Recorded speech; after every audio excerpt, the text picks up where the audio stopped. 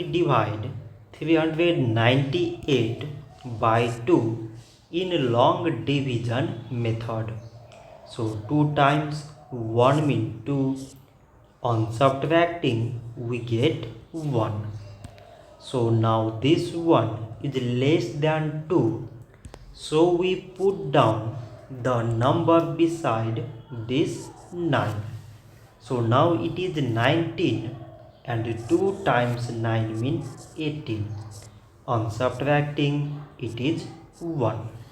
So we put down this 8 and now it is 18 and 2 times 9 means 18. On subtracting we get 0. So 398 divided by 2 is 199. So this much for today and thanks for watching.